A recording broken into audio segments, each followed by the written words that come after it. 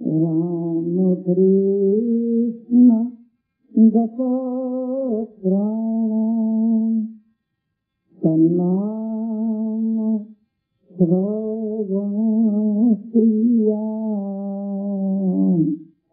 सद्भवन्ति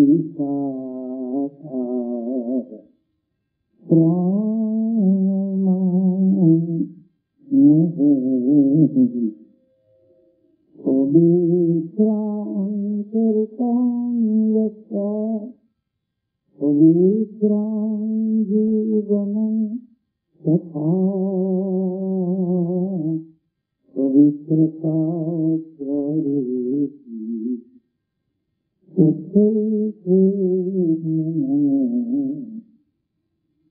जननी शारदां देवी रामकृष्णं जगद्गुरुं पादपद्मे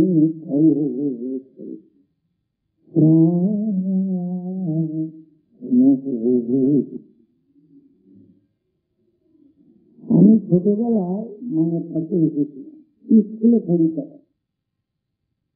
অনেকে জিজ্ঞাসা করেন যে আপনি মায়ের কাছে কি করে এলেন। তার কারণ হচ্ছে যে ওই সময়ে 1915 সালে আমি মায়ের কাছে এসেছি। তখন লোকে ঠাকুরকে এবং মাকে মোটেই মানত না। লোকে বলছে যে গোদাই চাকরির যে হয়ে গেছে কেবল ভগবান, আর শাড়ি দাম নেই, সারদার নামে সারদা শাড়ি বলছে, শাড়ি দাম নেই হয়ে গেছে কেবল ভগবতী। দাদা আমাদের কাছে সেই জন্য আমি কি করে এলাম ওই দেশে ছেলে হয়ে, এই জন্য অনেক আমাকে জিজ্ঞাসা করে। ব্যাপারটা হলো কি, আমি যখন ক্লাস 7-এ পড়ি, একদিন আমাদের ক্লাস টিচার হেডমাস্টার আসেন, হেডমাস্টার আসে মায়ের টিচার ছিল, আর সেটা আমি অনেক পরে জেনেছি। আর উনিও জানেন না যে আমি মায়ের কাছে যাই এবং মায়ের কাছে খেয়েছি, উনিও জানেন না। যখন শুনলেন ভালো খুশি হলো। ওই যে ক্লাস টিচার উনিও কিন্তু মায়ের টিচার। হঠাৎ একদিন আমাকে যেতে পাঠালেন যে ছুটির পরে ওর সঙ্গে দেখা করতে। ভাবলাম যে কাছি কাছি যেতে হবে, তো ভয়ে ভয়ে যেতেই দেখলাম উনি বাকিতে করে একবার আমার জন্য চারটে রসগোল্লা এবং এক গ্লাস জল যাই ভয়টা কেটে গেল যে আর ভোর যাবে না। তারপরে উনি আমাকে কতগুলি প্রশ্ন জিজ্ঞাসা করেন। পরে জেনেছিলাম যে ক্লাসে পড়াবার সময় যেসব প্রশ্ন জিজ্ঞাসা করেন তার অন্য ছেলেরা যেরকম উত্তর দেয় আর আমি যা উত্তর দিই তাকে তিনি খুব খুশি হন, সেই জন্য আমাকে দেখেছেন। তো কতগুলি প্রশ্ন জিজ্ঞাসা করলেন যে তুমি ভগবান ভগবান মানো ইত্যাদি জিজ্ঞাসা করেন। আমি যা উত্তর দিলাম তাকে তিনি নাকি খুব খুশি হলেন এবং এতে ওর এইসব পড়াবার সময় থেকে ধারণা ছিল যে আমার ভিতরে একটু ভক্তি করতে আছে, অন্য ছেলে দেখতে হবে, তাই আমাকে দেখেছে। তারপরে আমি যেসব উত্তর দিলাম তাকে খুশি হয়ে তবে আমাকে বললেন যে কালকে শনিবার আছে, কিছুর পরে আমি বাড়ি যাব, তুমি আমার সঙ্গে আমাদের বাড়ি যাবে, হাঁটতে পারবে? হ্যাঁ হাঁটতে আমি তাকে দেখতে পারবো, তবে বাবাকে জিজ্ঞাসা করবো। তা বললেন যে হ্যাঁ তোমার সোমবারের পড়ার বইগুলো নিয়ে যাবে, আমি তোমাকে একটু করিয়ে দেবো। বাবাকে বললাম যে মা তোমাকে যেতে বলছে না, তুমি নিয়ে যেতে বলছেন। তবে বুঝতে জানা মাস্টারের বাড়ি যাবি, এবার একটু করিয়েও দিবে, ভালো। এই আরম্ভ হলো যাওয়া। তারপর প্রত্যেক শনিবারে যাই মাস্টার বাড়ি। উনি মায়ের শিষ্য এবং ওই গ্রামে যেটা আমার কিছু তৈরি আছে মায়ের জন্য নবাসন গ্রাম, ওদের দেশে বলে নবাসন, ওরা নাকে ল বলে আবার লকে না বলে, নীতি বলে, নীতিকে নীতি বলে আর নবাসনকে লবাসন বলে, লবদ্দি বলে। তো এখানে এখন এই যে করলাম দেখলাম যে এখানে 5-6 জন মায়ের শিষ্য আছে আর তারপরে স্ত্রীও মায়ের শিক্ষা। তো মাস্টারের কাছে প্রথমে একখানি বড় ঠাকুরের ছবি দেখে আমি জিজ্ঞাসা করলাম এই ছবি কার, তার আগে কিন্তু ঠাকুরের ছবি দেখছি আর কোনো বই তৈরি করিনি। তখন বাংলা খবরের কাগজ এই বঙ্গবাসী বেরোতে চলে, তারপরে অন্য সব কাগজগুলো সামনে করলো বঙ্গবাসী। বঙ্গবাসী বলতে খবরের কাগজ। তাইতে এই বিজ্ঞাপন বেরোতে আমরা পড়তাম শ্রীকথিত শিশু রামকৃষ্ণ শ্রীকথিত মানে কি আমরা জানি। তারপরে উৎকৃষ্ট কাপড়ে বাঁধাই সুন্দর সাজাই মূল্য 1 টাকা 4 আনা, 18 টাকা মৃত 1 টাকা 4 আনা, সেই সবে বোধ হয় একটু খন্ড বেরিয়েছে। ওই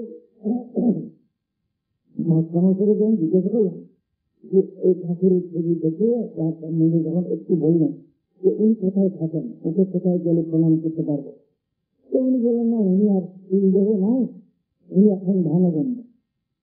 আচ্ছা, তার কিছুদিন বাদে স্বামীজির ছবি দেখলাম। তো স্বামীজি দেখে মনে হলো যে সম্ভব, তা ভাবলাম যে উনি নিশ্চিত আছেন, ওকে কোথায় পাবো দর্শন করতে।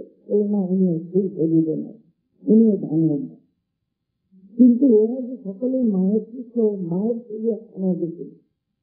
আচ্ছা, মায়ের সম্বন্ধে কিছু জানি না, হয়তো যদি কেউ রাখতো নিজের সবার ঘরে এবং তার সামনে একটা মোবাইল ঝুলিয়ে রাখতো যাতে কেউ দেখতে না পায় যে ভিতরে আয়না আছে না ছবি আছে। মাকে খুব ঢেকে ঢেকে রাখতো। এখন তো ক্রমশ মা একবারে বহু ইয়েতে ভক্ত মাকে খুব ভালোবাসে, খুব দেখতে পারে। তখন ওইখানে ওরা ওই গ্রামের ভক্তরা মিলে গ্রামের শেষে একটা পুকুর আছে আর একটা এই ভক্ত বড় কুম্ভের মতো জিনিস আছে, ওগুলো নাকি সেটেলমেন্টের সময় যখন ভারতে প্রথম সেটেলমেন্ট হতো তখন ওগুলো তৈরি করতো। কিছু দূরে দূরে সব রয়েছে, তার উপরে লাল পতাকা তুলে এসব লাইন ঠিক করতে এইসব লাইন ঠিক করে সব জমি মাথায় ছিল। ওই প্রথম তখন হয়েছিল। তখন ওর কাছে একটা পুকুর আছে, যেখানে ওরা একটা খড়ের চাল, মাটির দেওয়াল, মাটির মেঝে একখানা ঘর তৈরি করে। তখনকার দিনে কাঁটায় 16খানা 18খানা বাঁশ পাওয়া যায়। এই যাদের আছে বাঁশ, যেটা চাইলে দেয়, খড় চাইলে 40-50 টাকা দিয়ে দেয়, এরকম করে করে নিয়ে যেতে 30-50 টাকা খরচ করে সবাই করছে। আর ওরা যখন মায়ের কাছে আসতো, মাকে বলতো যদি একজন কোনো সাধু দিয়ে থাকেন তাহলে খুব ভালো হয়, তিনি সাধুরে পুজো পুজো করবেন আর সন্ধ্যেবেলা বই বই পড়বেন। তখন তো বেশি বই বেরোয়নি, তখন একখানা বই বেরিয়েছে যে প্রয়োজন করবেন, আমরা সব বসবো একসঙ্গে শুনবো। তো মা বলেন আচ্ছা বাবা দেখবে যদি কারোকে করা যায়। তো সেই জাহান মহারাজ প্রথম ওখানে যান। একদিন উনিও তখন কলকাতার সঙ্গে থাকেন, কলকাতা থেকে মাকে প্রণাম করতে এসছেন, ওরাও একজন দিয়েছে। তো তখন মাকে ইশারা করে বললেন যে ওই স্বামী যদি যান আমাদের এখানে সাধন করেন। তো মা বললেন বাবা যান, ওরা কি আশ্রম মতো করেছে, তো তুমি যাবে, তুমি থাকবে। উনি বলেন আপনি যদি বলেন তাহলে আমি যাবো। তো বলেন আচ্ছা আমি বলছি তুমি যাও। তো উনি জোর হলেন। ওর কাছে প্রথম মায়ের ছবি দেখলাম, ঠাকুর মা স্বামীজি তিনখানি ছবি দেখে উনি পূজা করতেন। ওকে যখন জিজ্ঞাসা করলাম যে এই ছবিটি কার, তখন উনি বললেন, তখন আমি বললাম যে একদিন আমাকে নিয়ে চলুন জগন্নাথে। আচ্ছা হবে, একটা হবে চলুন। 30 বছরে গোপেশ দায়িত্ব করেন। জ্ঞান মহারাজ নয়, এই মঠের যে বুড়ো জ্ঞান মহারাজ তিনি নয়, জগন্নাথীর জ্ঞান মহারাজ, তার নাম স্বামী জ্ঞানানন্দ। আর উনি ছিলেন ব্রহ্মচারী জ্ঞান মহারাজ, মঠের জ্ঞান মহারাজ। উনি স্বামীজির কাছ থেকে ব্রহ্মচর্য পেয়েছিলেন। একটু আদ্যন্ত করেছিলেন তোরা সন্ন্যাসী না, গরুয়া করতেন, ওদের নাম ছিল ব্রহ্মচারী রাম, ব্রহ্মচারী জ্ঞান, এরকম করেন। তখন এই ওদের তারপরে ওখানে গোপেশ মহারাজ, গোপেশ দা কখনো ব্রহ্মচারী হননি, সন্ন্যাসী নয়, এমনি ভাষা দিয়ে তাদের করেন। এটা মহারাজের বন্ধু একই গ্রামের বাড়ি। তারপরে উনি আসাতে হতো ভগবান হোটেল ভগবান সেই মহাকাশদান সেই মহাকাশ। তারপরে একটা দিন ঠিক করলাম যে তার আগে কামারপুকুরে ঠাকুরের বাড়ি আমি অনেকবার গেছি, এবং তখন রামলালদাস দিদিদা, লক্ষ্মী দিদি, ঠাকুরের বাইকে বাইদিরা তাদের ছেলে মেয়ে ইত্যাদি সব থাকে। আমি প্রায় যাই, ওরা খুব আমাকে ভালোবাসে। তো ওদের এখানে বললাম যে তুই ছুটির পরে আগামী শনিবারে এই কামারপুকুরে ঠাকুরের বাড়িতে দেখি, আমরা এখান থেকে যাবো, যে একসঙ্গে যাওয়া করতে। সেই সময় লাহাবাবুদের এখানে এই রাসের মেলা চলছিল। ওরা তখন এত গরিব হয়ে যায়নি। খুব ভালো নানান রকম ছোট ছোট সব রাধা কৃষ্ণের মূর্তি টুর্তি করে দেখতে ফুল মালা করে সব সাজাতো। আর বহু মহারা দোকান থেকে এই রাম জীবনপুর থেকে রজনীগঞ্জ এই জায়গা থেকে এসে দোকান করতো। আমরা কিছু রসগোল্লা পান্তা কিনে নিয়ে যেতাম। আমি যখন যাচ্ছি তখন স্কুলে পড়ি, ছোট ছেলে, আমার ধারণা যে মাঠে গিয়ে দর্শন করবো, যে সুন্দর সাজানো সিংহাসনে তিনি বসে থাকবেন আর কবিতার কাছে জানার লাগে। যখন সেই ঘরটি দেখলাম, সত্যি এখন এই পুরোনো বাড়ি, এখন তো তুমি পুরোনো বাড়িটা মধ্যে অনেক টাকা খরচ করে এখন রং করেছে, খুব সুন্দর ভাবে তৈরি করেছে। তখন একদম একেবারে সাধারণ অনেক ঘর, মাটির ঘর, খড়ের চাল, মাটির মেঝে, অনেকটাই মাটি। তারপরে কোথায় সিংহাসন আর কোথায় বা চামচ, মা ঝাঁকা নিয়ে ঝাঁক দিচ্ছে। আমার খুব দুঃখ হলো, ওদের কানে কানে বললাম যে মাকে ওইটুকু সাহায্য করবার কেউ নাই, টাকা না করলে চলবে, বেশ ও বাবা চলে যাবে, এইটুকু সাহায্য কেউ করে না। তো ওরা আমাকে বললেন যাতায়াত করতে থাকে না সব দিচ্ছি। আবার মাকে ঝাঁক দিচ্ছেন, আমাকে বলুন বাবা কি বলতো, একটু জানো আমি এই কাজটি শেষ করে হাত ধুয়ে বসি, তখন আমাকে প্রণাম করবে। তখন আবার বলতেন যে এই ফাঁকা দুনিয়া পরিষ্কার করে, কিন্তু ফাঁকাতে হাত দিয়ে হাত দিয়ে ছুটে হয়। আবার ওর ভাইজি নলিন্দ একদিন ঝাঁপিয়ে ফাঁকাতে শুরু করেছিল। মা বললেন ভাত বলিনি, এটি গৃহস্থালী অঙ্গ, রাজদাবার কি চাই, তখন তুমি শুনে ফেলিস কেন, প্রত্যেকেরই সম্মান আছে। তিনি ঝাঁপি দিয়ে হাত দিয়ে বসে ওরা দুজন দিয়ে প্রণাম করলেন। তখন প্রথমে গঙ্গা, তারপরে দেখেছিলাম। তারপরে আমি যখন প্রণাম করলাম, মা মাথার হাত দিয়ে করে ওদের জিজ্ঞাসা করলেন যে এই ছেলে কিছু আমার আর কি পরিচয়। ওরা বললেন রজনীগঞ্জ স্কুলে পড়ে। মা বললেন ও প্রবোধের ছাত্র, আমার হেডমাস্টার মশাইয়ের নাম প্রবোধ চন্দ্র চট্টোপাধ্যায়, তিনি বিদ্যাসাগর মশাইয়ের বোনের নাতি। আমি ভাবলাম মা আমার হেডমাস্টার মশাই কিছু করে জানে। তো মনে মনে ভাবলাম তখন লেখাপড়ার জন্য লোক ছিল না। মা বলতেন যে আমাদের বাড়ির থেকে বাড়িতে একটি বৌমা এসেছে,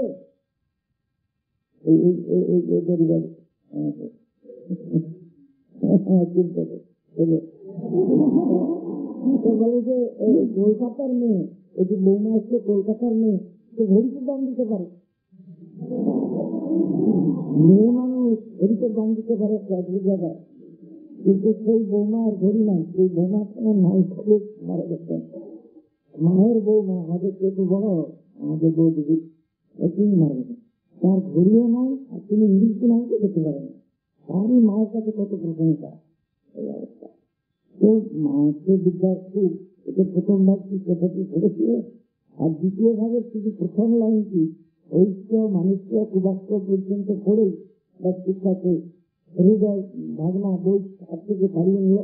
বলবে মেয়ে ছেলেদের বেশি লেখাপড়া শিখতে নেই, তাই চরিত্র ভালো থাকবে না, কিছু বড় ছেলেদের সঙ্গে কিছু লেখালেখি করবে আর নাটক নভেল পড়বে। এইখানে বিদ্যাকে দ্বিতীয় ভাগের প্রথম লাইনটি বলবে। কাজেই উনি মনে করতেন কতই যে একটি গ্রামের ছোট্ট দোকান ছিল, একদিন 250 পোস্ট কিনতে পাঠিয়েছিলেন। তো চাইতে দেখে ও তোমাকে 250 দেবে, তুমি খুচরো দেখবে যে আমার দোকানে মাত্র 250। তো ওখান থেকে যে আমরা রসগোল্লা পান করে নিচ্ছিলাম, মা দেখে সে খুচরো দেবেন যে কোথায় পেলে। কারণ তখন এই কামার পুকুরের ময়রারা এই জিলিপি, বোঁদে আর মিঠাই তৈরি করতো। মিঠাইটা হলো এই বোঁদের একটু ছোট আর মিহিদানা একটু বড়, যাতে মতিচুর বলে এরকম এরকম দেখে, আর এই লাইব্রেরির মতো গোল গোল পাঠিয়ে যায়, তাকে বলে মিঠাই। একবার কিশোরীরা এই পরমেশ্বরানন্দের স্বামী রাজামার স্বামী ব্রহ্মানন্দকে ধরছে, মারালার মধ্যে যার মধ্যে কামার পুকুর যেতে পারবে। উনি বলেছিলেন আস্তে আস্তে যে কামার পুকুরে মিঠাই খাওয়াবে, यहाँ पेट भरे खाबो, अगले थाला भरे দিয়ে আমি কত কত গান করতে। তো ঠাকুর যে জিলিপি বোঁদে আর মিঠাই খেতেন, এই ছাড়া ওরা জানতো না তৈরি করতে, রসগোল্লাতন্ত্র তৈরি করতে জানতো না। আর কিন্তু তখনকার দিনে যে জিলিপি, মধু এবং মিঠাই হতো সব একদম ফাঁকি দেওয়া দিয়েছে। আমি যখন ব্রহ্মচারী হয়েছি তখনও 2 টাকা সের একদম দুধ দিয়ে মাখন তুলে তার থেকে কি করে দিলে যাই দিয়ে সেই ঘি 2 টাকা সের। এখন তো সেটাই দেখা যায় না, ফাঁকি ঘি দেখাই যায় না থেকে। তো সেই ঘি দিয়েই সমস্ত জিনিস ভাজা হতো। যখন সত্যময়রা সত্যটা কড়াই করাতো জিলিপি কি মধ্যে ভাজবার জন্য ঠাকুরের বাড়ি থেকে ঘিয়ের গন্ধ পাওয়া যেত আমাদের। তো ওই জন্য এইসব ছাড়া জানতো না বলে ঠাকুর এইসব জিনিস খুব পছন্দ করতাম, ওই খেতে খেতাম। এই জিনিস আর সেই মধ্যে সেই মিঠাই সেই তখন নাই। এখন তো ঘি হয়ে গেছে জায়গা, সেখানেই সেই জিনিস আপনি যাওয়া দিতে পারেন, সব জিনিস সেই হতো। এই লিচি টিচি যা কিছু হতো সব খাতি যাওয়া দিত। তখন মা দেখে বললাম কোথায় পেলে, তো ওরাই বললাম যে এখানে মহাবাবুদের বাড়িতে নেওয়া হচ্ছে, এইসব বড় বড় গ্রাম থেকে সব ভাইয়েরা হচ্ছে তৈরি করছে। এই জিনিসটি আমরা কোনদিনই শুনেছি। 3টি রসগোল্লা, 3টি পান্তুয়া একটি বাটিতে নিয়ে আমরা 3 জন ছিলাম। ওই বাটিতে হাতে রেখে ঠাকুরকে নিবেদন করলাম। ওরা আমাদের 3টি বাটিতে প্রত্যেকটি মুড়ি এবং একটি রসগোল্লা, একটি পান্তুয়া প্রত্যেককে দিলাম। তা আমরা খেয়ে খেয়ে তবে যখন চলে আসছি প্রণাম করি, তখন আমি প্রণাম করবো কখন না বুঝলাম বাবা আবার আমার হানা আসছে। আর ওদের সঙ্গে কথা হচ্ছে, আমি এবার ঠিক করে মায়ের মুক্তির দিকে তাকিয়ে লেখাচ্ছি, উনি আজকে স্নেহপূর্ণ দৃষ্টিটা আমার দিকে চাইছেন কেন আমার এবারে হৃদয় স্পর্শ করছে, এত আনন্দ হচ্ছে, খুব এবারে আনন্দ। তারপরে আমি যখন প্রণাম করলাম মাথায় হাত দিয়ে আসছে, বাবা আবার স্কুলে গিয়ে সেগুলি গরমতি যাবার ইচ্ছা, কিন্তু যেতে পারি না, কারণ কামাই করলেই চাকরি যেতে হবে, কামাই করবার জন্য। সেই জন্য ওই শনিবারে হাসপাতালে যে হয় বাড়ি থেকে বেরোবার সময় এখানে কাপড় একটা গামছা সোমবারে সকাল হয়ে করেছে, আর কিছু শনিবার আমরা এই কয়েকবার যাতায়াত করতে করতে একবারে আমি খুব মায়ের একবারে স্নেহ প্রাপ্ত হয়ে গেলাম। আর এর সঙ্গে সঙ্গে আমি দেখেছি না যে আমার যখন বয়স 17-18 তখন সকলে মনে করতে নজর হয়েছে। আর ও মাকে এই একবারে সকালের সামনে এমনকি মায়ের দৃশ্য এবং হয়তো কলেজে পড়ছে এতখানি গঙ্কা দিতাম। এই নারেন রাখাল কর্মসূচি করে সকলকে নাম করে ডাকতে, আর ছেলেরা এত ভালোবাসতেন তাদের, কিন্তু ঘন্টা থেকে যখন জন্মতে এসেছেন তাকে যাচ্ছি বলছেন যে সর্বদা মায়ের কাছে কাছে থাকি, মাঝে মাঝে আমার কিছু বলবি মা কি করছেন, নিজের বুদ্ধি কাটাবি না, যেমন কি বলছি তেমন কি করবি আমার এই মা এখন তরকারি কাটছেন, আমিও মায়ের সঙ্গে বসে তরকারি কাটছি, মা এখন পানি খাচ্ছেন, আমিও তার সঙ্গে বসে পানি খাচ্ছি। এই মায়ের উনুনে আগুন ধরিয়ে দিয়ে এলাম, উনি এখন ঠাকুরের জন্য হালুয়া করছেন। আচ্ছা যাক, তাহলে যখন বললাম যে মা এখন খ্রিস্টান ঘরে বসে আছে, এই যা জোগাড় করে জিজ্ঞাসা করবি যদি বললাম হ্যাঁ তো আমাকে দেখে নিয়ে যাবে। দেখলাম যে আমরা মাকে প্রণাম করি, দেখে উনি কিরকম করে বিশাল লোক ছিল। আপনারা যখন ছোট গরমে ঠিকটা কাজ হয়ে দেখি মাকে প্রণাম করে তারপরে মায়ের মাথার প্রণাম করে মা ভালো আছেন, হ্যাঁ বাবা ভালো, বাবা খরচ ঠিক ভালো আছে, কিছু ঘন্টা দিয়ে কথাবার্তা হচ্ছে বলে না। তারপরে এই যে তারপর দেখলাম যে আমরা মাকে প্রণাম করি চিকেন করে চলে যাই, উনি তা করলেন না, যে রাত করে কিছু হতে হতে হতে হতে বারান্দায় গিয়ে করে বারান্দায় গিয়ে আমি যেন সেটি তখন জানতাম। তো এমনিতে নরেন রাখাল সরস্বতী বলতেন সকলের সামনে ঘন্টা দিয়ে এই জন্য তো আমাকে দেখে মনে করতেন তো আপনাদের বলে, তাই আমার কাছে কখনো বলা এইগুলো কথা করতেন না। তাই আমার খুব সৌভাগ্য হয়েছিল ওর পায়ে বাঁচছিল মালিশ উনি মাটির ক্ষেত্রে যেতে সম্বল করতে শিখতেন, ঠিক ভালো হলে কম্বল করতেন, মাটির ক্ষেত্রে যেতাম আর আমি পায়ে মালিশ করতাম। এখনো মনে করে কি আশ্চর্য, তাকে এই হেঁটে এসেছেন যে আরামবাড়ি থেকে দক্ষিণেশ্বর, আবার দক্ষিণেশ্বর থেকে জগন্নাথী হেঁটে হেঁটে ফিরেছেন, সারা জীবন কখনোই পিতা প্রতি প্রতি কিছু পাওয়া যায় না, সম্পল সম্পল কখনো ব্যবহার করেন তালিকা। অথচ মায়ের পায়ের চলার চামড়া একেবারে কত মোড়ায় আর একটু হালকা গোলাপি রঙের যেমন রং করে। আর এই অত হতে চান সারা জীবন খালি বেড়াতে চান, অথচ এরকম নরম পুরুষ শরীর আরো নরম ছিল। এই যে পড়া লিখিয়ে ভাঙতে গিয়ে আজকে রক্ত বেরিয়েছে এত নরম। তো মাকে এখান থেকে দক্ষিণেশ্বর আসতেন জার্মানি থেকে, আবার জার্মানি থেকে দক্ষিণেশ্বর যেতেন, আর এতটা হাসতেন, দুদিন তিনজনে যেতেন। কিন্তু ঠাকুর আমার থেকে থেকে জার্মানি যেতে পারতেন না, হয় গরুর গাড়ি নাহলে পালকিতে যেতেন। ওর শরীর আরো কমেছে। তো এই আমার ইয়ে ঠিক হয়েছে। এবং মহারাজ খুব ভালোবাসতেন, সমস্ত করতেন। আর এই একদিন তখন তো এখন প্রেসিডেন্ট আসছেন, এই ভাবরে হয়তো শিখতে গেছে তার আমরা রঙ হচ্ছে কত কংগ্রেসে তারপর কথা হচ্ছে এটি হচ্ছে কথা। স্বর্গ মহারাজ ওই যে জগন্নাথকে যে ঘরে জগন্নাথ বলতে পারতে এইখানে স্বর্গ মহারাজ ছিলেন। এই মেঝেতে সিমেন্ট ছিল না, তখন পরে ওই মাটির মেঝে একটা খেজুর পাতা চাপাই থেকে তার উপরে চৌকে দিয়ে বিছানা কাজে দিয়ে আর এইটার দিকে চারটে করে থেকে মশারি টান দিয়েছিল।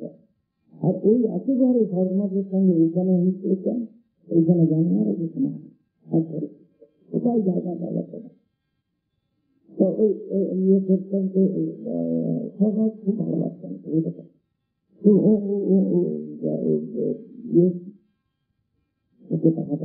গরম তখন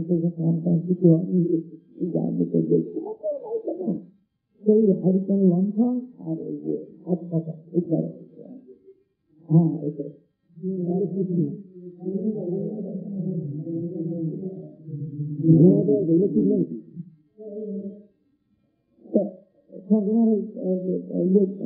বিকালবেলা চা খেয়েছেন, তারপরে মানুষ জেনেছেন একটা কথা নিয়ে ব্যাপার যা চাকার মতন ভক্তি। আমি কোথাও একটু ঘামবো বলে চাচ্ছিলাম, কি বলি ভক্তি করে আনতে পারে। আমি বললাম আপনি ঘামছেন একটু কথা করছি, এবার চাকা কথা বলছেন কেন? কোন গল্প? এক চাকা দিয়েছিল তার গুরু, তার মেয়ের বিয়ে গুরু আশির ঘটানছে। এই গুরু মা বলেছেন যে তিনি কলকাতায় যেতেন, অমুক ভক্তের বাড়ি যাইছিলেন। তো ওদের মেয়ের বিয়ের জন্য আশীর্বাদ চান, সেখানে গিয়ে দেখে যে সেই বড় লোক ভক্ত লোক বিছানা করে আর কাঁথাটাকে জল দিয়ে সেই কাঁথা দিয়ে আস্তে আস্তে হাওয়া করতে। তখন তো কলকাতাতে ইলেকট্রিসিটি হয়, আগে ইলেকট্রিসিটি জিনিসটাই ছিল না। তারা চাষতে করে ওই কাঁথা দিয়ে তাদের গুরুকে প্রণাম করে আশীর্বাদ নিয়ে এসেছে। আর কি করেছে যে গুরু আমার বাড়িতে গেলে এরকম করে কাঁথা করবো, আমি জল জল দিতে আমি বেচারা ঘুরি গেছে মাঝে পিঠে রাখতে পারে। ও করেছে কি একটা পাখানা ঘাটে দিদি এনে উহু করে পাঠাতে বলে তোর কিরকম ভক্তি রে, আমি ভর্তি শিখেছি আমাকে জল শুনতে পাঠাতে বা সেই আপনার বড় লোক ভক্ত আপনাকে টাকা করে জল দিয়ে আমি শিখে করলাম, আমার দিয়ে গেল।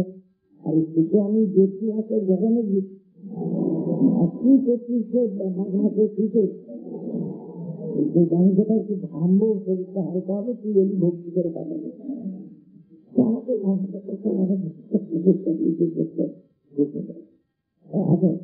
আমি যেদিনে প্রথম ঘরে গিয়েছিলাম খবর তখন যাচ্ছি, তিনি বারান্দায় বসে আছেন, এই মন্দির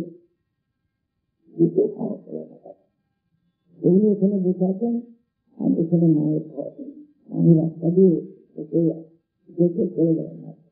মাকে গিয়ে প্রণাম করতে দেখে বাবার আম্মা এই যে খরচ দেখেছে, আমি মা রাস্তা থেকে দেখি আমি প্রণাম করিনি, আমি ভর করতে আরে আমরা বোঝাকে প্রণাম করে শরীরটাই এরকম দেখছে, ভিতরটা প্রেমে ভরা, সেখানে খুব ভালোবাসে। আমি যখন গিয়ে প্রণাম করলাম ঘরে একটু চেহারা ছিল, একাকে আমি একটু ঘরে চাইতেই নাই, আমি এখানে বোঝাকে নির্মাণ করে জানি।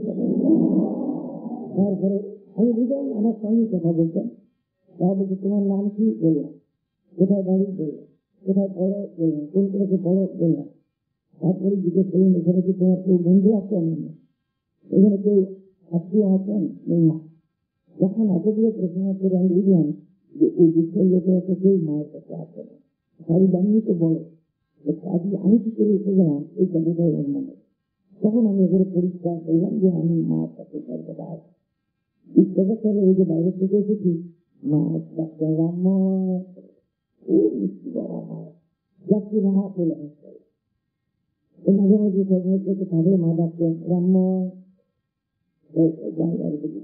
মিষ্টি এবং জল দিলাম খেলাম সবকে প্রণাম করতে হবে বলে তুমি এই করবে, খুব ভালোবাসা করতে। এইরকম এখন ইয়েতে সন্ধ্যাবেলা উনিও ডক্টর করেছেন, আমি বিশ্বাস করি। এখন আমাকে বলছেন যে দরজাটা ভিজিয়ে দিই, আমি মনে করছি বলছেন ভিজিয়ে দিই, আমি ওরই পছন্দ নিয়ে জল শুতে। তারপরে ওই জল শুকিয়ে যে তাদের বসে পড়েছি আবার জব করবার জন্য, উনি বলছে চোখের দরজাটা ভিজিয়ে দিতে বললাম চোখে দিই। আমি তো শুধু মাটির মেঝে যে কাদা হয়ে যাবে বেশি বুঝে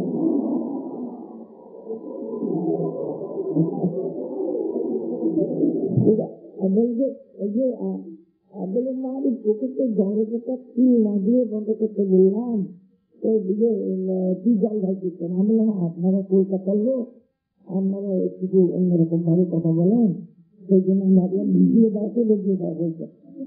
আরে দরজাটা কি না দিয়ে বন্ধ করে করা কি বলি, আমি বেরিয়ে যাবো রাস্তাটাই বেরিয়ে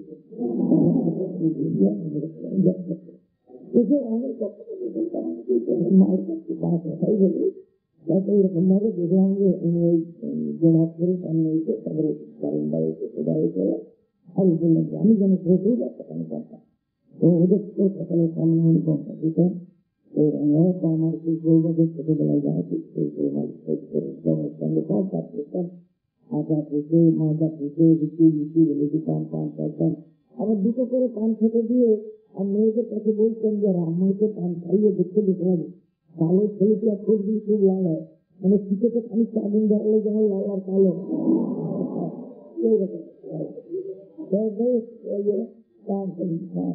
এই সমস্ত কাজ করি। ফুল বইটা কাজের বা তুলছি এনে চন্দন কিছু থেকে ভাজিয়ে আসল পিঠে দিই, খুব খুশি সব কাজ করি। আর ভক্ত টক্তরা আছে তো মা বৌমা বলেন, আমি বউ দিদি বলি, তো যদি তারা কম বয়সের বউ দিদি হয় আমার সামনে ঘন্টা দেয়, তো মা বলেন বৌমা তুমি রান্নার কাছে লাভ করো, ও তো আমার মেয়ে গো, তো তখন করতে না বউ দিদি। তো একবার ভাবনা থেকে এক দাদা বউ দিদি এসেছেন, এই দাদা স্কুল মাস্টারি করেন, নাম কালীপদ রায়, ব্রাহ্মণ তারা। তো দুজনেরই বয়স কম, তাদের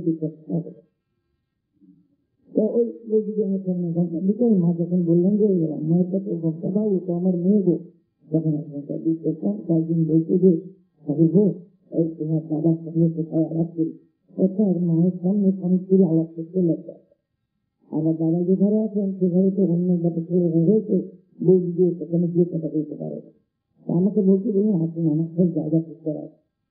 এই মায়ের নতুন বাড়ি দক্ষিণ দিকেই একটা রাস্তা, আচ্ছা এই রাস্তার পরেই যোগেন্দ্র বিশ্বাসের বাড়ি, এই আসিনটা কথা নেই।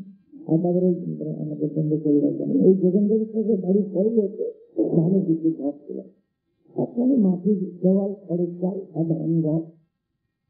ওইখানে নিয়ে বৌদিকে বসে রেখার আর দাদাকে দেখে নিয়ে গেলেন, সেদিন বৌদিকে ধানের দিকে ঘরে বসে রেখে কথা প্রয়োজন করে। তো ধানের দিদি বলছেন তুমি যদি আমার ঘরে সুবল মিলন করাও, ওই যে দাদা বৌদি দেখে নিতে পারেন কিনা।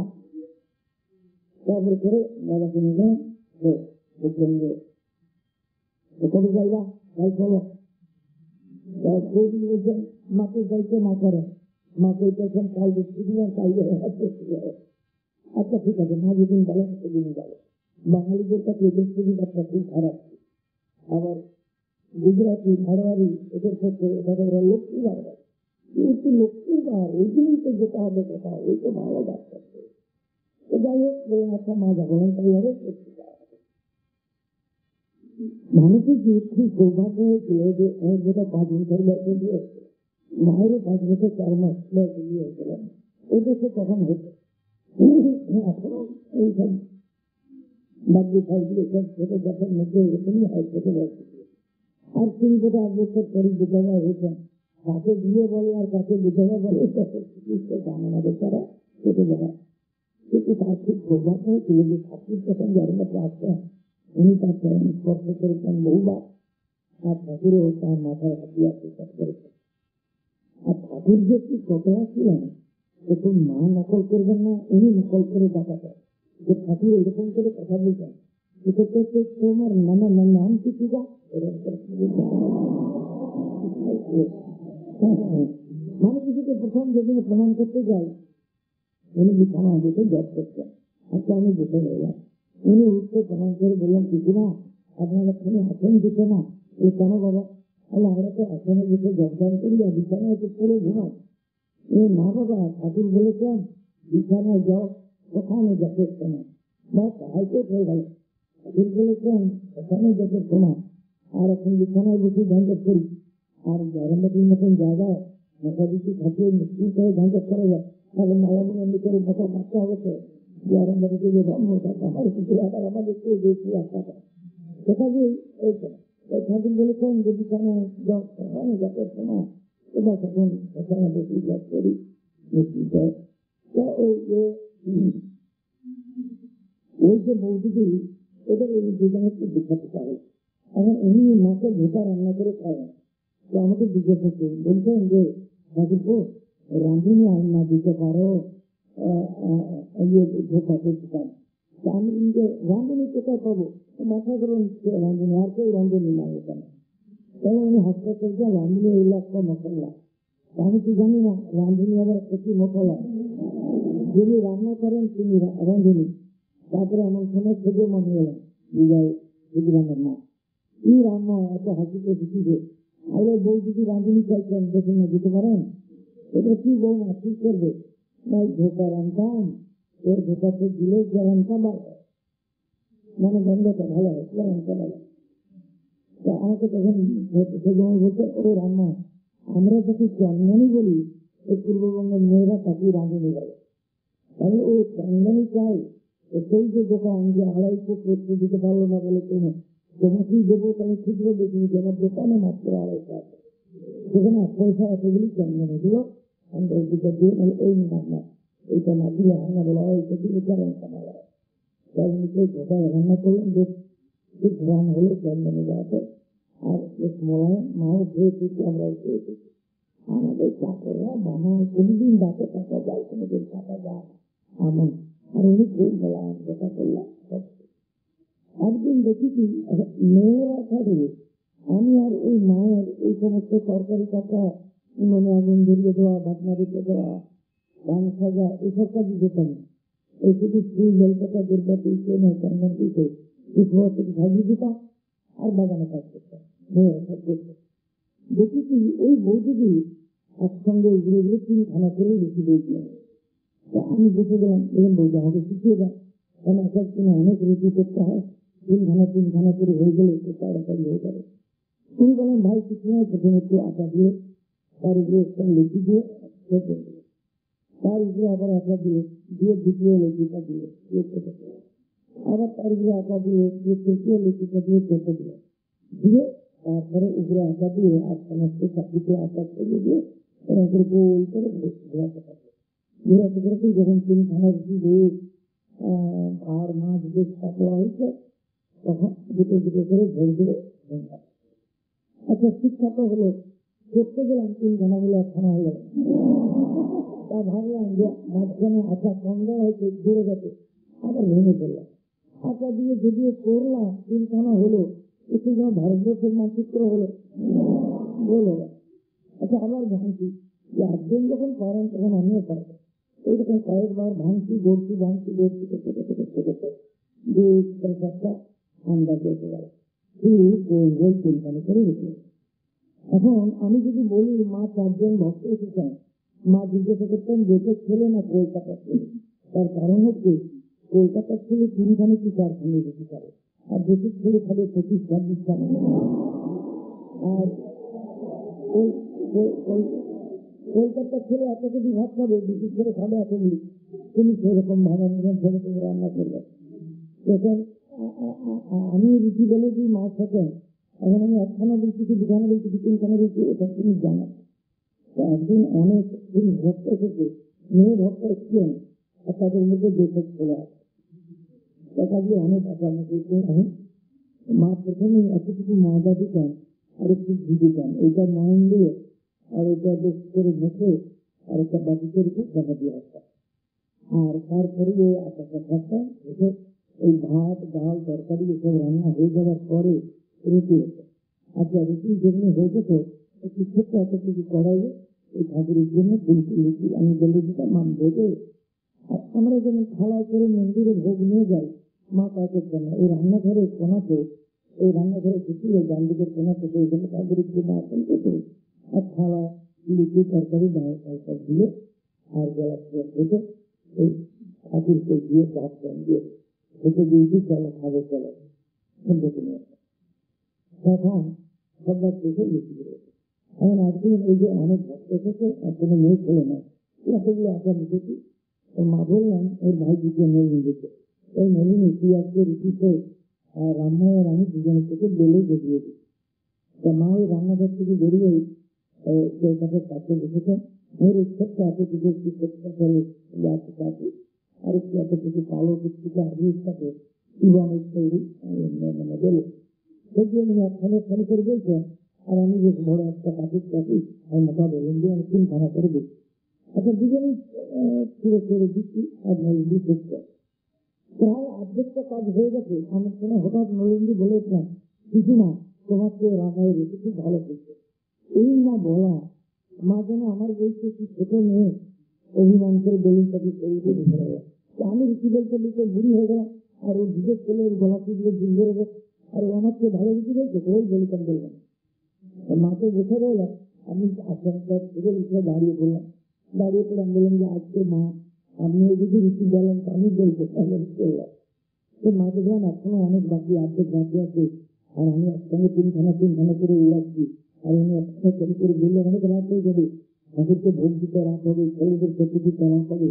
কাজে উনি আবার ছেলে টেনে নিয়ে বলতে বলতে আমিও বসে গেলাম। আর নলিনদিকে বললাম তুমি কি করে চিনো কোনটা রান্না আর কোনটা কিছু না, ছিল না চেষ্টা করা।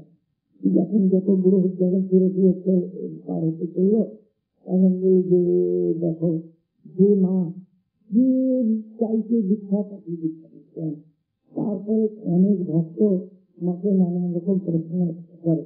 তা আমার ভয় হয় যে মায়ের বিদ্যাকে খুব আশা করছে, দ্বিতীয় ভাগের একটি লাইন করেছেন এই তো মানুষকে খুব আশা, এই বিদ্যাকে উনি একটা প্রশ্ন কি করে দিতে পারবেন।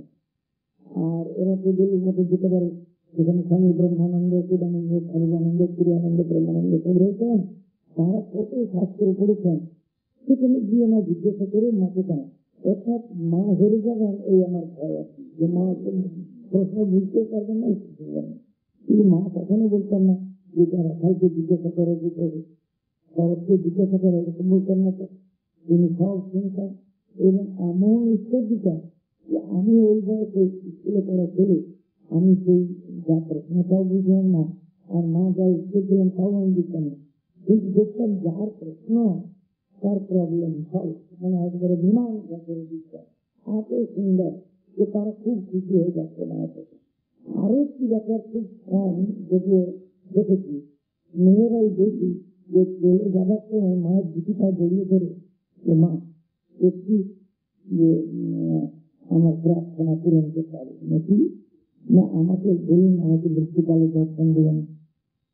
তো মা বলতেন ঠাকুরের ছবির দিকে জবাব করে আমি ঠাকুরের কাছে প্রার্থনা করছি, উনি তোমাকে দর্শন দেবেন, আমি তাই না ঠাকুরকে তো এই চোখে দেখিনি, কাজে মানে আপনাকে দেখলাম, আপনি দর্শন দিলেই আমার খুব আনন্দ হবে, আপনাকে দেখলাম, আর আপনাকে দর্শন হলেই আমার ঠাকুরের দর্শন হয়ে যাবে, আপনি আর ঠাকুর এক। তখন মা বলছেন আচ্ছা বাচ্চা তাই হবে। একজন সাধুকেও দেখেছি এই কাজটি বলছে মৃত্যুকালে দর্শন দেবে, তো মুখ থেকে যা বেরোবে তার সভ্যতাই করতে হবে, কখনো মিথ্যা করবে না। বলছেন আচ্ছা বাবা তাই হবে। আচ্ছা, যে মা সকলকে দীক্ষা দেন কৃপা করে আর সকলের প্রশ্নের মীমাংসা করে দেন, মৃত্যুকালে তাকে দর্শন দিবেন বলেন, দর্শন দিতেই হবে তার। সেই মা আবার তার ছোট ছেলের সঙ্গে রুটির বেলা করে দিয়ে অভিযান করে সরিয়ে কেন যায়, তোমরা যখন করবে এর উত্তর আছে এই সংকেত, যে ওদের বিচিত্র ব্যবহার হবে।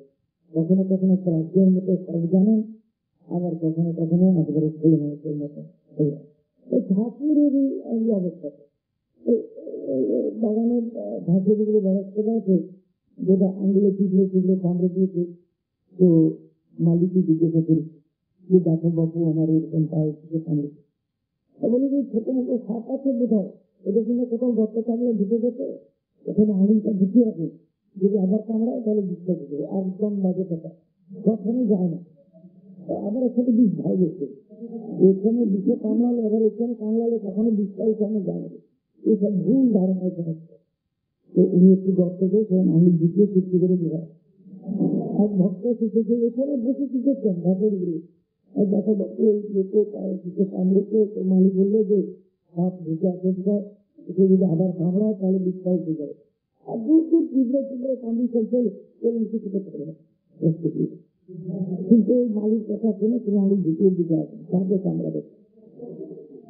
ওদের এইরকম ছেলে মানুষের মতো। অথচ কি সব কথা তিনি বলছেন, খুব পড়াশোনা তো করেন, তিনি মাইকে বেশি পড়েছেন। প্রথম ভাগ দ্বিতীয় ভাগ বোঝা যায়, চিন্তা করেছেন। আর মাঝে শুধু প্রথম ভাগ আর দু একটা করতে পেরেছে। এই চিন্তাতে কিন্তু তার মধ্যে দিয়ে যেসব কথা বেরোচ্ছে, তার সব অনুভূতি থেকে সব জ্ঞান পেতেছেন তিনি, সেই বেদবানটার সঙ্গে মিলে যাচ্ছে সব এই কথাটা। কাজেই এদের এইরকম কখনো ছেলে মানুষ আর কখনো একেবারে বিক্রম, সব জানে।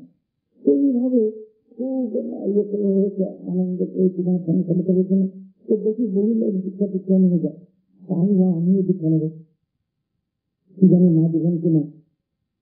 একটি মহিলা, তার ছেলে তখন আর আমাদের একটি মনে যাবে। আচ্ছা, তার মা মায়ের পিতা প্রায় মায়ের বলতে হয়তো 2-3 বছরের ছোট হবে। মায়ের সেবা করতেন, ছিলাম তোমার ওর সঙ্গে একটু পরামর্শ করলাম, যেটা আমাকে দীক্ষা নেবার ইচ্ছা, আপনি যেখানে সর্বদা থাকেন, আপনার কি মনে হয় মা আমাকে দীক্ষা দেবেন? হ্যাঁ ভাই, মাকে তোমাকে বললে দীক্ষা দেবেন, কারণ মা তোমাকে খুব ভালোবাসেন। তুমি যদি কোনো কারণে একটা শনিবার না হতো, ওই মায়ের কাছে যাবার পর থেকে আমি প্রত্যেক শনিবার বিকালে টিভি করে একটা বিদ্যাল দিতে হয় চলে যেতাম। শনিবার রাত্রি, রবিবার দিন রাত্রি থেকে আমি সোমবারে স্কুলে চলে আসতাম। তুমি যদি কোনো কারণে একটা শনিবার না হতো, তো মা 20 বার তোমাকে স্মরণ করে যে আমার বাড়ির নাম ছিল রামময়, এখন গৌরী সরানন্দ। যদি ভাইকে রামময় কেন এলো না, তবে কি ছেলে জ্বর হলো, সেটা খুব ম্যালেরিয়া জ্বর হতো, মায়েরও হতো আমাদেরও হতো। আবার হয়তো কিছুক্ষণ পরে বলতে মা বিজ্ঞান বুদ্ধিমান ছেলে, খুব পড়াশোনায় বোধহয় মন দিয়েছে, তাই মাকে ছিল। আবার কিছুক্ষণ পরে হয়তো বলছে মা রামময় বোধ হয় সামনের জন্য পরীক্ষা পরীক্ষা আসছে, তাই পরীক্ষায় পড়া নিয়ে যাচ্ছে, এত মাকে ভুলে আসছে। এইরকম তোমার কথা বারে বারে তুমি চিন্তা করেন, তখন আপনি যখন তোমাকে ভালোবাসেন ও তোমাকে দীক্ষা দেবেন। তবে যদি বলেন আর একটু বড় হয়ে নেবে, সেটা আলাদা। আরে বড় তো আমি হয়েছি, আমি যথেষ্ট ছোট, আমাকে তো দেখে দেবে। তারপরে জানো না, বলো না তোমার কোনো ভাব, তোমাকে দিয়ে যেমন বললাম মা হাসতে হাসতে বললাম, আচ্ছা তুমি দীক্ষা নেবে? আচ্ছা তোমার আসন পেতে না, মায়ের আসন ছাড়া যেখানে ওই গালিটা আসন ছিল, যদি স্বামী স্ত্রী দীক্ষা নিতেন তো দুটি দেখে দিতাম, আর যদি একজন পুরুষকে একজন মেয়ে দীক্ষা নিতেন তো প্রত্যেক যদি একখানে আসন মায়ের সামনে দেখে মাকে প্রণাম করে দেখলাম। মা কোথার থেকে কিছুতে করে যায়নি, আমার গায়ে দুটো কিছুটা তো দেখলাম না। পূর্বে পূর্বে জন্মের সমস্ত পাপ নষ্ট হয়ে যায়, ইহা জন্মের জ্ঞান থেকে অজ্ঞান থেকে পাপ নষ্ট হয়ে যায়। এই বলে আমার দেহ সিদ্ধ করে নিয়ে একটি দেবতার নমস্কার করে বললাম, ইনি তো তোমার ঈশ্বর। আবার তাকে খেতে চলে ইচ্ছা কথার অর্থ না দিদি বললেন, একেই তো তুমি সবচেয়ে বেশি চেষ্টা করো, ভালোবাসো। তখন আমি বললাম, হ্যাঁ না, আপনি ঠিকই ধরেছেন, ছোটবেলা থেকে আমি একেই সবচেয়ে বেশি বস্তু চেষ্টা করতাম, ভালোবাসতাম। কিন্তু এখন এই ঠাকুরের বৈশিষ্ট্যের মনে হয় সব দেবদেবী আছে। আচ্ছা, আমি যদি কোনো মন্ত্র করে আমাকে বললাম আজকাল চলে যাচ্ছে বলো, আমি বলতে বললাম, আচ্ছা এই মন্ত্র করলে তুমি ঠিক হবে না? আমি সেই দিন মন্ত্রটি শুনিয়ে দিলাম।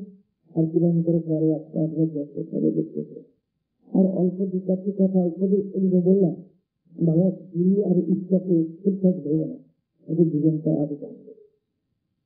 এই বলে এখন তারপরে আমি যখন স্কুল থেকে এসে মাকে প্রণাম করি, আবার প্রণাম করে স্কুলে চলে যাই, তখন মায়ের পায়ে মাথার উপর প্রণাম করলে মা বলতেন, বাবা পায়ে হাত দিয়ে প্রণাম করলেই হবে। এবং দীক্ষার পরে যখন মায়ের দুই পায়ে দুই হাতের উপর প্রণাম করছি, তখন হাতটা বলতেন, বাবা আজকে পায়ে মাথার উপর প্রণাম করতে হয়। আমি এতদিন মা ছিলাম, এখন তিনি গুরু হলেন, কাজে আমি পায়ে মাথার উপর প্রণাম করলাম, উনি মাথায় দুটো হাত দিয়ে আশীর্বাদ করলেন। এখন দীক্ষা নিলে যে গুরুভক্তি, এটা আমার জানা ছিল না। এবং পকেটে একটু পয়সাও ছিল, বাড়ি থেকে খেয়ে স্কুল যাই, আবার বাড়িতে গিয়ে খাই।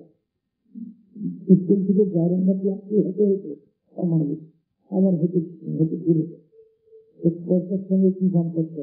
তখন তো বাপের জন্ম হয়নি, তখন রিক্সার জন্ম হয়নি, আর রিক্সা চলবার রাস্তাও নেই। এই আলো আলো আলো আলো পয়সার সঙ্গে কোনো সম্পর্ক নেই। আর মাও কিছু বললাম যে, বাবা কিছু করতে না দিতে পারো?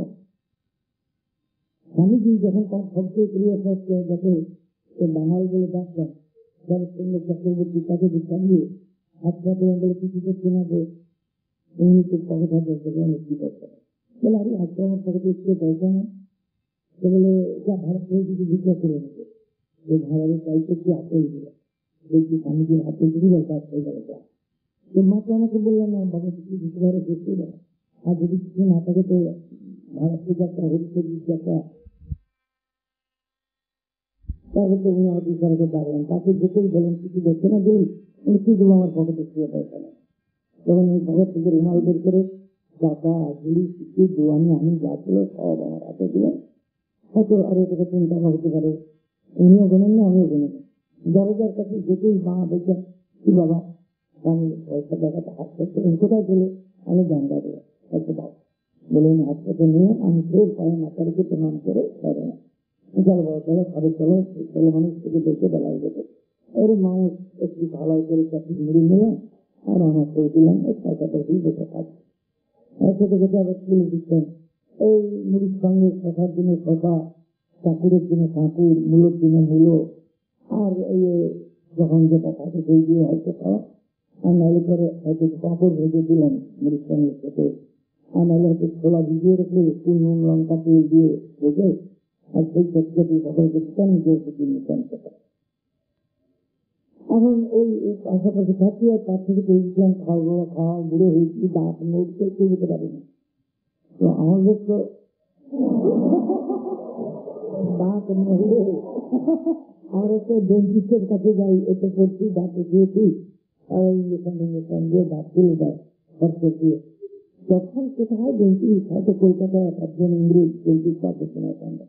তো মায়ের যখন নড়তো দাঁত, এই মেয়ে করে নেড়ে নেড়ে এমনি জিনিসটা বাস দাঁতটি পড়ে যেত। আর এই শুধু জল দিয়ে কিছু করলেই নড়া দাঁতটি না দেখতে রক্তপাত হচ্ছে, আর এই খরচের দিয়ে টেনে তাহলে দেখতে রক্ত পড়ে, হাত দিয়ে তাহলে তেমন হয় না, বেশি নড়লে ততটা আসলে দাঁতটা আসে। তো এরকম করে লেখেছেন। একদিন এরকম একটু দাঁত ফেলে দিয়েছেন, একটু রক্ত নিয়ে উড়িয়ে দেখতে ধুয়ে আর আসলে বাঁধছে। কি করছে বৌমা? এই রান্নাটা মুখে দিন দেখে ফেলে ফেললো, আমি দেখতে ধুয়ে নিয়েছি আসলে মাথার চুল আঁচড়ে দিয়ে চিরুনি চিন্তা দু চারটা পিছিয়ে দিয়ে এগুলি পিছিয়ে আঁচড়ে বাঁচতে। কি করতে বলবো না, মাথা ছিল আরো কত নেড়ে নেড়ে ফেলে দিই। এখন এসব জিনিস দুর্লভ হয়ে গেছে। আমার কাছে সব ছিল, মাথার চুল, পায়ের নখ, তারপরে মায়ের পায়ের ছিল, তাদের প্রসাদ। একদিন হঠাৎ একখানা এই পূর্ববঙ্গ থেকে এইরকম আকারে ফিরে আসছে, যেন কাছে যেমন এরকম একখানা মিছিলি নিজেই নিয়ে আর দেখে আমার হাতে দিয়ে বলছেন যে আমি যখন কলকাতায় চলে যাব, যদি প্রসাদ খাবার দূরে করে রেখে দেবে একটু খাবে। তারপরে পায়ের ধুলো, তার পায়ের নখ, মাথার চুল, চরণ খাপ। একদিন দিদি মেয়েতে ওই খুব ঝগড়া করছে একটি চরণ খাপ নিয়ে, ও বলেছে আমার, ও বলেছে আমার, দিদি খুব খাওয়া খাইতে। তখন মা হাসতে হাসতে বলতেন, আমি তো এখনো বেঁচে আছি, তবে আমার পায়ের চাটনি এমন সেই করছিস কেন, নিয়ে আনা খানিকটা কাপড়, একটু চড়ার হালকা, আর নিয়ে না সাপ করতে চাই। বেশ একখানা লম্বা কাপড় এনেছিল, 20টা সাপ। এই একজন কাপড়টা একটা পিড়ির উপরে টেনে ধরত, আর মায়ের পায়ে আলতা মাছলে দেওয়া হতো, আর উনি ওর উপরে দুটি পা দিয়ে দাঁড়াতেন, আর ওই কাপড়ের দুটি পা থেকে যেত 2 পায়ে। তো ওই কুর্সির মধ্যে যেটিটা করে প্রত্যেকটি পায়ের আঙুল টাঙ্গুল এসেছে ভালো।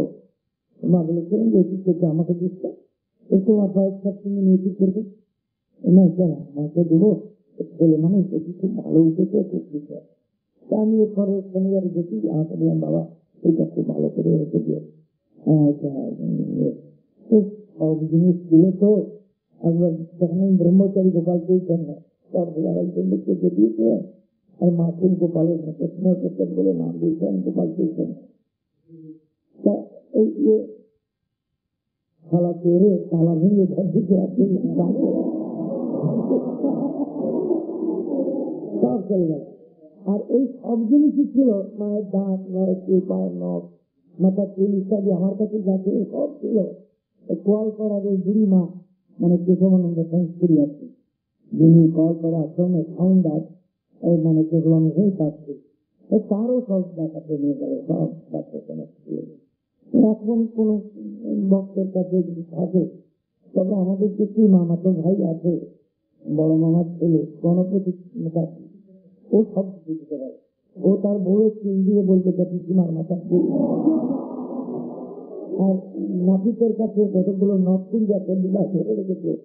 আর যদি দেখে যে বেশ মোটর ছেড়ে এসেছে, বেশ বড় লোক, তার স্ত্রীর গায়ে খুব গয়না আর খুব জাতিতে শাড়ি করে এসেছে, তখন যায় তাই দেখুন আমাকে যদি 1 কোটি টাকা দেন, আমি 2টি দুর্লভ জিনিস করবো না, কি দেবো না পিসিমার মাথার একটা চুল আর পায়ের একটি নখ দেবো, গায়ের টাকা দিয়ে তারপরে হ্যাঁ আমাদের কাছে যখন বলে যে আমরা 2টি দুর্লভ জিনিস পেয়েছি, মা একটি না নখ এবং চুল দেখতে পারবে না এই গণপতি মাথার দিয়েছে।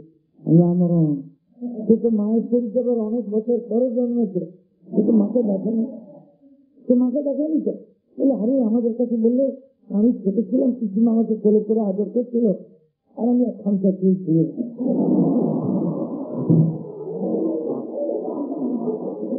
আমি বললাম মাথায়, যে ছেলেকে কোলে করে আদর করে সে 1 গাঁথা চুল ছিঁড়তে পারে, মেয়ের মাথা থেকে তো গাঁথাতেও 1 মুঠো চুল ছিঁড়তে পারে না, সে কি করে 1খানটা চুল ছিল।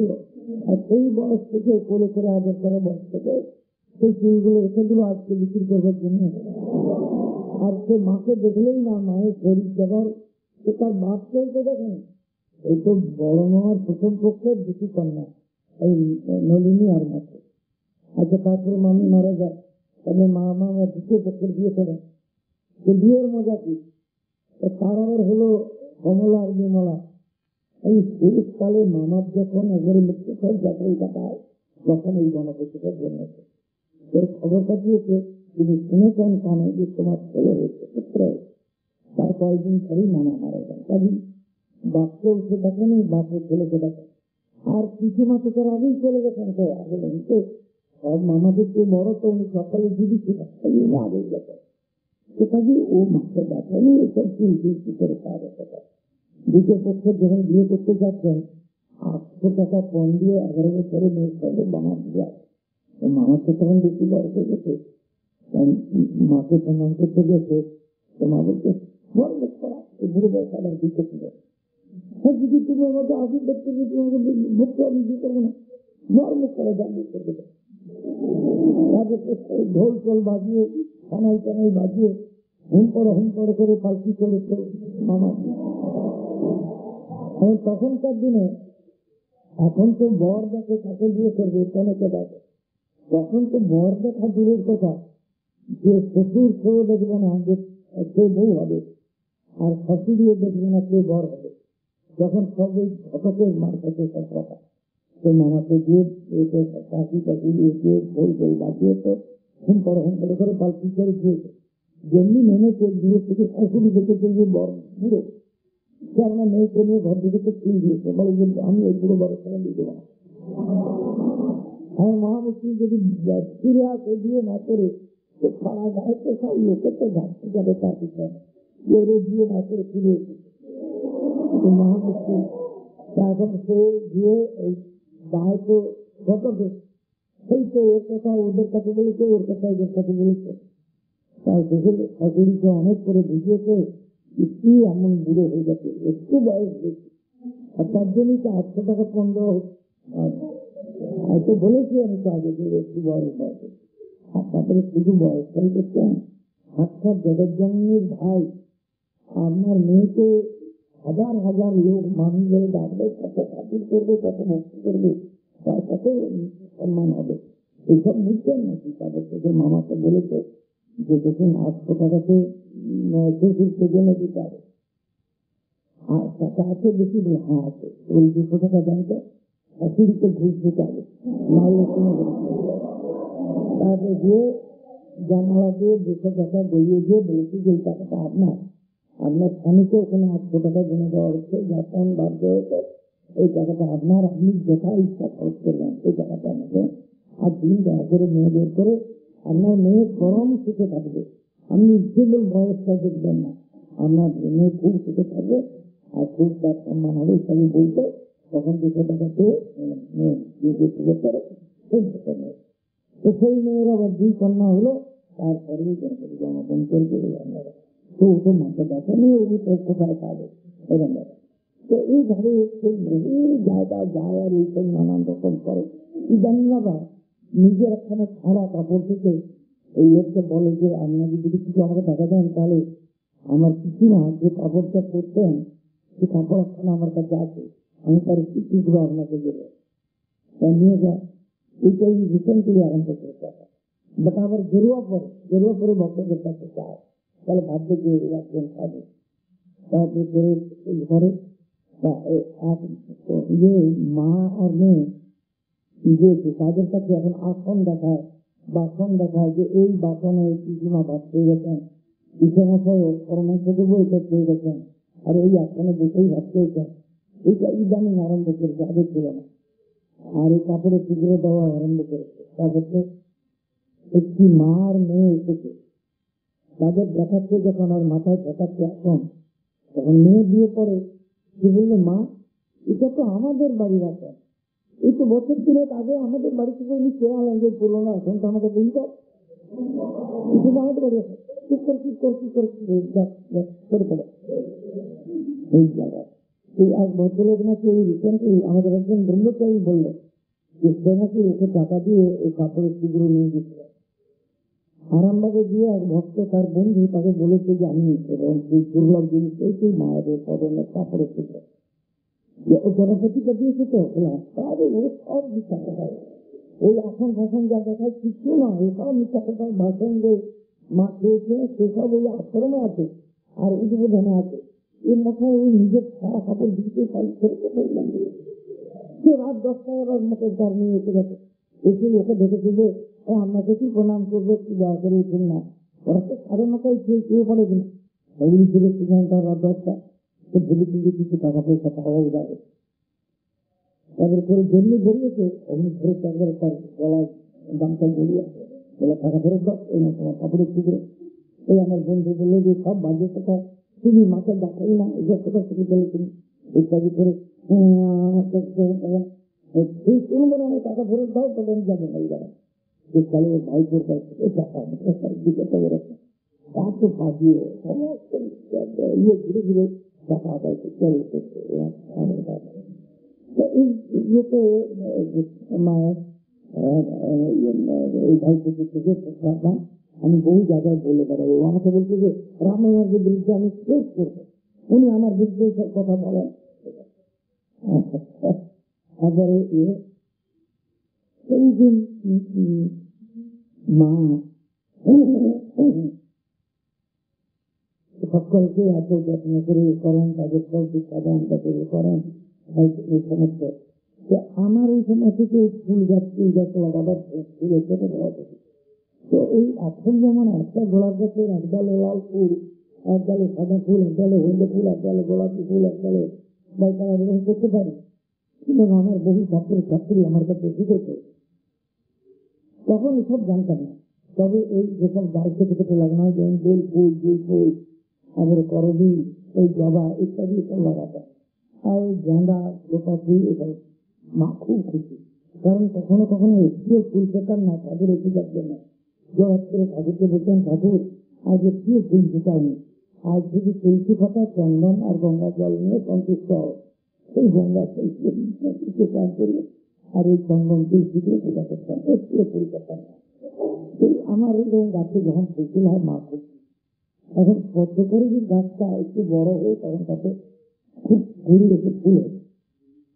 মা কারোকে তুলতে দেয়নি, ঠাকুরের পূজার জন্য ফুল তুলতে দেয়নি, বলে না ও রামময় লাগিয়েছে, ছেলে দেখে খুব খুশি হবে, ও এসে ফুল তুলে দেবে, তবে ঠাকুরকে পূজা ফুল দেবে। পরে শনিবারে মাকে গিয়ে প্রণাম করতে আমার হাত ধরে ফুল নিয়ে গেল, চলো দেখবে তোমার পদ্ম করে নিয়ে যাচ্ছে, কত ফুল লাল লাল ফুল আর খুব সুগন্ধ, অনেক ফুল পেলে আমাকে সাজিয়ে দিলাম, হাত পা ধুয়ে সাজিয়ে ধুয়ে তারপরে ফুল তুলে দিলাম, তবে ঠাকুরকে ফুল দিলাম।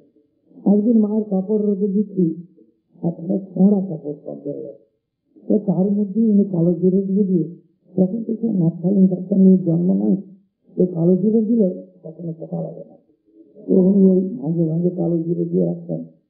তার মানে মা ছেঁড়া কাপড় দিয়ে রেখে কি হবে, এটা ঠিক করতে পারবে না, এটা ফেলে এখানে কোনো ভালো কাপড় রাখলে জায়গা হবে না, দাদা ফেলে না, এইটা খুশি বড় আগে করে দিয়েছিল, খুশি হচ্ছে শিক্ষা মেরে দিতাম যে অনেক দিন পরে ওটা আসাম শুরু করছি না, এমডিসি মোজা আমি জানি না, কিন্তু ওই জাতীয় কাপড়, ওই সুতোর কাপড় তো ক্ষমাতেই ছেড়ে যায়, আর ওই কাপড় অনেক দিন এখনো কাপড় সঙ্গে দেখলে খুশিকে মনে করে, হাসি নেই ছিল বাবা। তো খুশি যেদিন স্বামীজি পাঠিয়েছেন প্রণাম করতে মায়ের কাছে, তো মা জানেন না ইংরেজি, আর নিলিখিত জানেন না বাংলা, এই দেহাসির জন্য স্বামীজি তার শিষ্য স্বরূপানন্দ স্বামীকে পাঠিয়েছিলেন, তিনি তখনকার দিনের এনে, আর ওর এই যে গীতা পাওয়া যায় এখনো ইংরেজি ট্রান্সলেশন গীতা, বহু কাল আগে উনি করেছিলেন, উনি প্রবৃত্ত ভারতের অধিকারে ছিলেন। একবার স্বামীজির একটা আর্টিকেল পাঠিয়েছিলেন, উনি তাকে আবার কাটাকাটি করেছেন। স্বামীজি বলেন, দেখা কি আমার চলা হয়েছে, আমার লেখার উপরে কলম চালায়, তিনি বলেছেন অযোগ্য ব্যক্তিকে অধিকার করেছেন কেন, কিন্তু স্বামীজি মনে মনে ঠিক হয়েছে যে দেখা আমার এমন চলা আছে, আমার লেখার উপরে কলম চালাতে পারে। বলে কিনা যে সর্বত্র জয় মিত্রের উত্তরা বিশ্বাস করা যায়, যে সকলের কাছে তর্ক করে সকলকে হারিয়ে যেতে পারে চেষ্টা হয়, কিন্তু পুত্র যদি পিতাকে হারিয়ে দেয় তো মনে মনে বাপ খুশি হয় যে আমার যোগ্য পুত্র হয়েছে। আর যদি শিক্ষাও গুরুকে হারিয়ে যায় তর্কে, তাহলে গুরু খুশি হয় যে আমার প্রতিষ্ঠা হয়ে যাবে। তো উনি দেখেন যে এখন মায়ের কাছে চেষ্টা করছেন, তো মা খুব খুশি, পায়ে হাত দিয়ে প্রণাম করতে দিয়েছেন, মাথায় হাত দিয়ে নদীটার মাথায় হাত দিয়ে আশীর্বাদ করেছেন, তাকে প্রসাদ খেতে দিয়েছেন। তারপর যখন নাম জিজ্ঞাসা করেছেন তোমার নাম কি, উনি ইংরেজি করে বললেন মাদার নেই, তো নিজেকে বলে my name miss Margaret Elizabeth নেবে। মা বললেন, বাচ্চা আমি এত বড় নাম মনে রাখতে পারবো না, আমি তোমাকে কিছু বলে পারবো।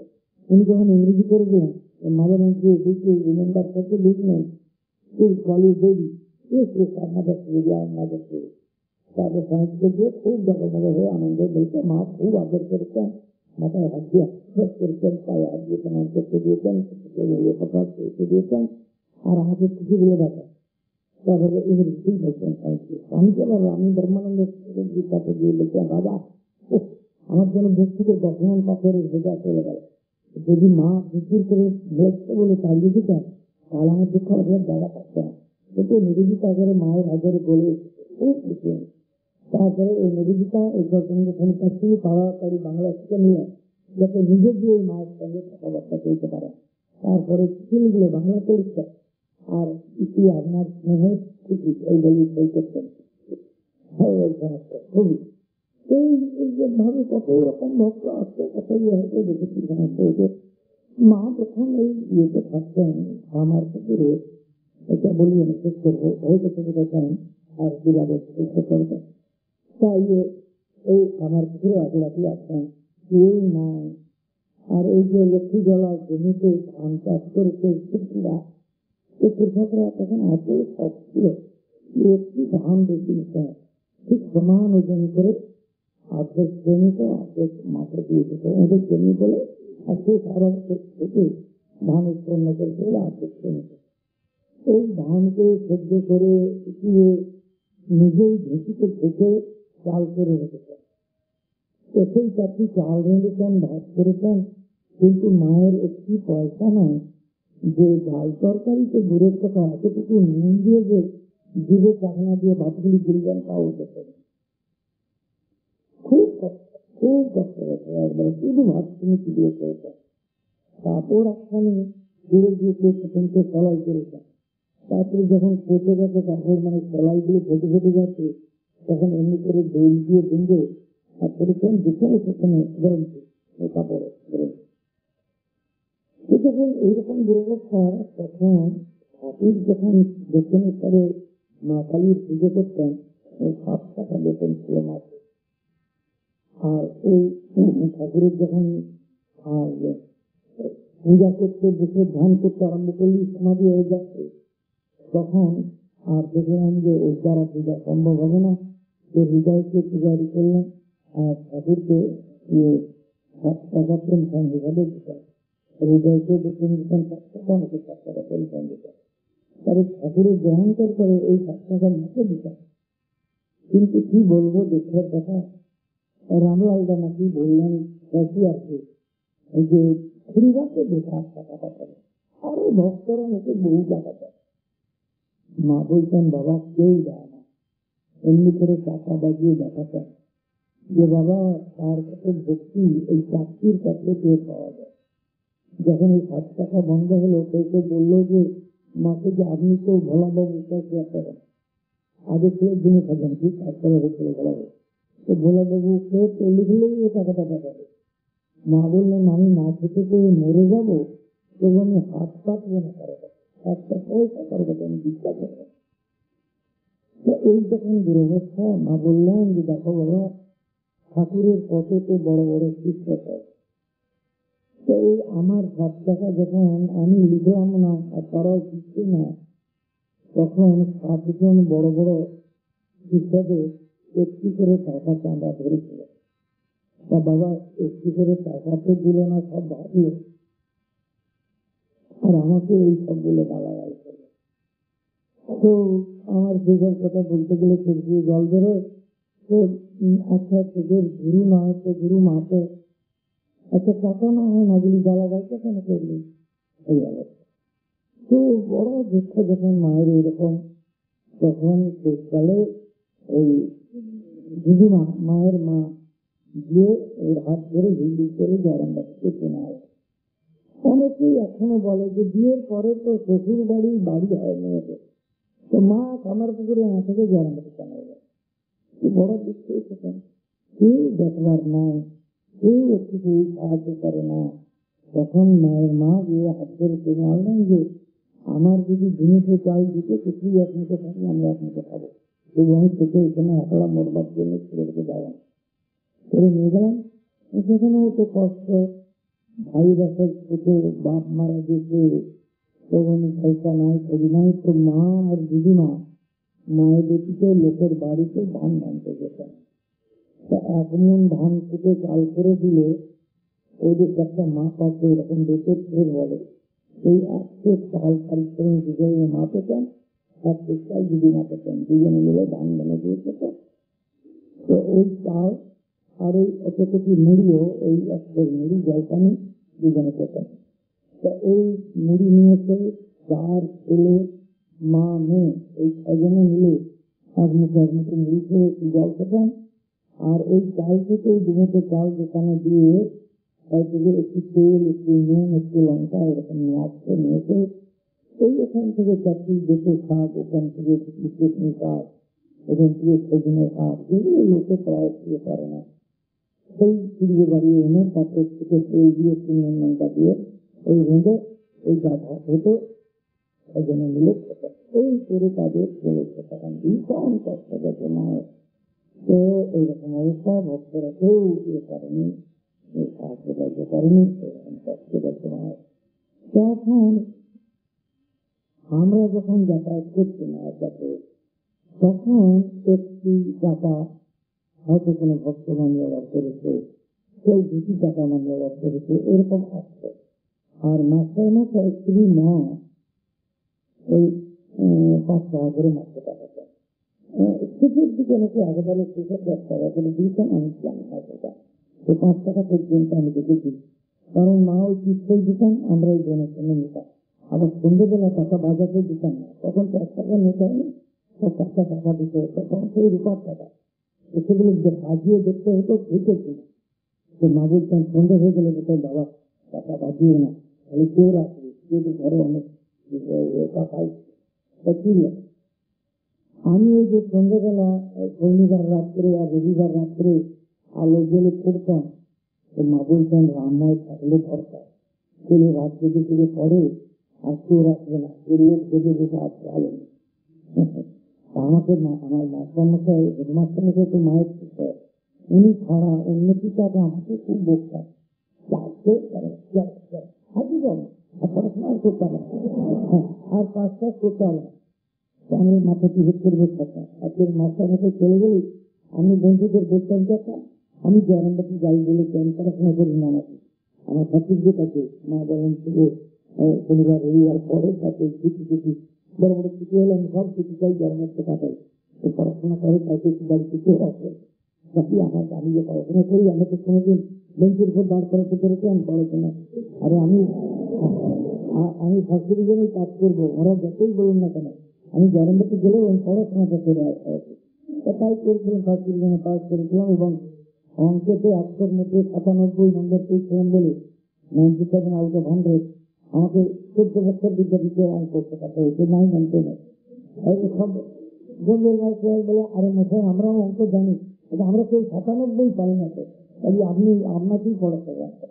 তো 9, 10 বরাবর ম্যাথমেটিক্স একটু কম্পালসারি আমি খাই দিই।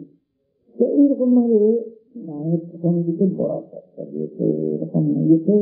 তাই এখানে অনেকে বলে যে কামার পুকুরে কামার জিনিস খাবেন না। আরে বড় দুঃখ তো মা জোর করে কিনে এনেছে, যেখানে আমি একলা থেকে মুহূর্তে ছেড়ে যাবো না, এইরকম বড় দুঃখের কথা। তো যে হাতের সময় এখনো